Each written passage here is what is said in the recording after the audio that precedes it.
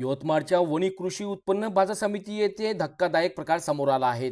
चांगल्या दर्जाचा कापूस नाकारल्याच्या संतापातून एका शेतकऱ्याने थेट विष प्राशन करून आत्महत्याचा प्रयत्न केला। संबंधित शेतकरी विक्रीसाठी कापूस घेऊन आला होता, मात्र ग्रेडरकडून कापूस खरेदीस नकार देण्यात आला।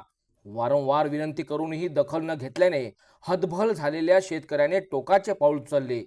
यावेळी काही शेतकरी व त्यांच्या सहकाऱ्यांनी तात्काळ हस्तक्षेप करत शेतकऱ्याच्या हातातील विषाची बाटली हिसकावून घेतली। त्यामुळे मोठा अनर्थ टळला। विशेष म्हणजे फेर तपासणीस याच कापसाला 1 नंबर दर्जा देण्यात आला। मागचा तो कापूस जो आहे तो खराब आहे, तो खाली करून टाकतो। जो चांगला कापूस आहे तो मी घेतो। नाही, त्याचंही म्हणणं हेच होतं की इथून फक्त तुम्ही पावती घेऊन पाठवा।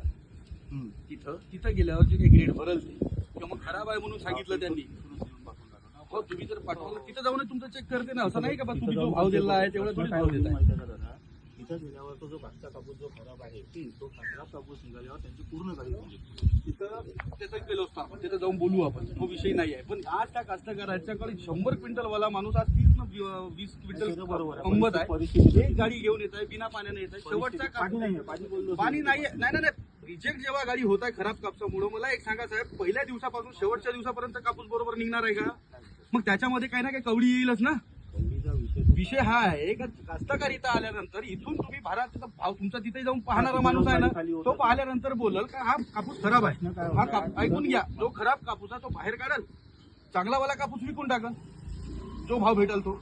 पण तुम्ही येथूनच जर सबशेल म्हणाल मला गाडीच नाही पाहिजे म्हटलं की तुम्हाला काय तुम्ही मला एक सांगा, डबा घेतला हे गाडी रिजेक्ट म्हणून त्याच्यावर तुम्ही टिकमार केली का ही गाडी रिजेक्ट झाली म्हणून तुम्ही लिस्टवर केली तुमच्या? कधी होते माहिती आहे का, जेव्हा तुमची गाडी तिथं दिल्लीमध्ये पोहोचत नाही, आम्ही फक्त ते हे करतो आणि त्याच्यानंतर जेव्हा तुमचं बिल म्हणून होते गाडी थांबली। ग्रेडच नाही म्हणल्यावर काय करणार आहे? जो आहे मागचा, त्यांनी सांगितलं मला मागचा खराब आहे म्हणजे, म्हटलं तो खाली करून या म्हटलं काका, बाकी तुमचं नुकसान नका करू। नाही, तो तिथं इथून जर तुम्ही भाव भरणार आहे, तुम्ही जो भाव भरणार आहे तो भाव जर भरून दिला असता तुम्ही, आज डिसेंबर महिन्यात मी पराठा उघडून मोकळं झालो तरी आज माहिती का डिसेंबर महिन्याच्या नंतर मला एक सांगा, आता जर धावत आम्ही आलो नसतो आणि त्याला पॉइझन पिऊन टाकलं असतं, काय केलं असतं? त्याला जिम्मेदार कोण असतं? आता तिथूनच गेलो ना, मग तेच दरवाजा समोर तुम्ही नाही म्हणल्यावर तुम्ही ज्यावेळेस नाही म्हणलं त्यावेळेस मला पर्याय नव्हता, मी आता जाऊन हे आणलं नाही।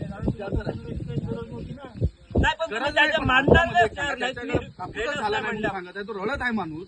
मी साहेबाला सांगितले, साहेबाला फोनही केला, साहेब म्हटलं डबल काय आहे तो फोन घ्या। त्यांचा फोन आल्याबरोबर मी आलो। नाही, आता फोन आला, त्याच्या पहिला माझा फोन गेला होता, मी तिथं सुद्धा ऑफिसला।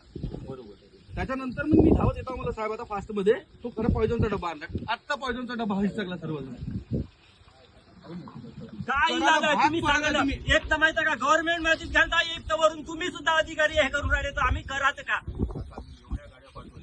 तेवढ्या पाठवल्या पण त्याच्यात तुम्ही मलाच रिजेक्ट केलं ना, पहिल्यापासूनचा कापूस असतो। डबल बघून घेऊ आपण। मी तेच सांगितलं, कापूस मी तर तुम्हाला म्हणलं का मी पूर्ण गाडी ओपन करून दाखवतो, येतं पूर्ण मी तुम्हाला तेच सांगितलं होतं ना।